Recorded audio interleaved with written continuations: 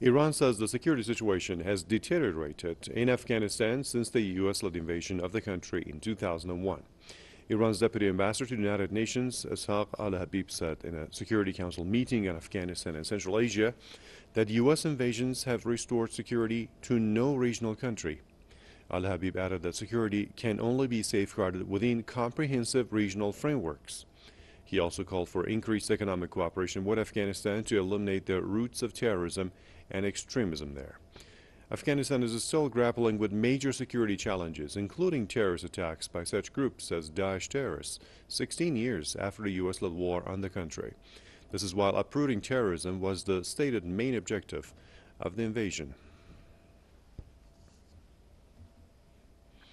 Joining me from Niagara Falls is political commentator Jason Unruhe.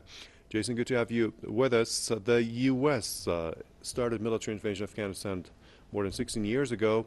Well, one of the stated goals was tackling insecurity and terrorism there. Well, the situation has just aggravated. So what is it that the U.S. is pursuing in Afghanistan?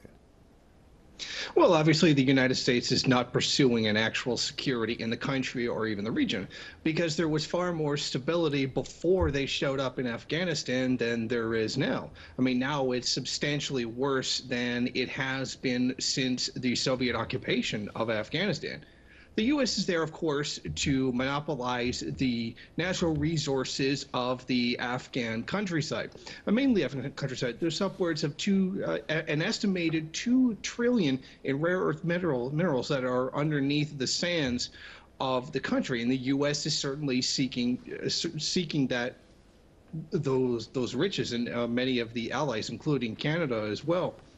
The reason that there's so much instability in the country, and the reason they call for economic cooperation is due to the crumbling economic situation in the country that is causing many people to turn their backs on the U.S. occupation. Many people see that the situation in Afghanistan is not one that's beneficial to the Afghan people, so people are naturally going to try to resist the occupation that's being carried out in the country right now that is the source of much of these ills. Before the U.S. came in, there was a relative stability. It was relatively peaceful, far more peaceful than it is now. And the U.S. occupation has objectively made it worse. U.S. interference in the region has also managed to cause ISIS to move into Afghanistan as well, which is another major security threat, one that is directly caused by the United States itself.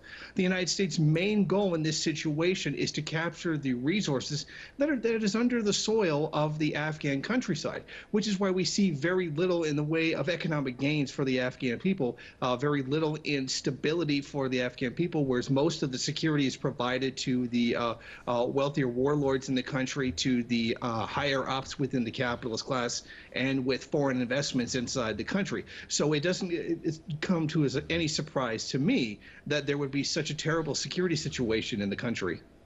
All right, thank you for your comments. Political commentator Jason Unruhe joining me from Niagara Falls.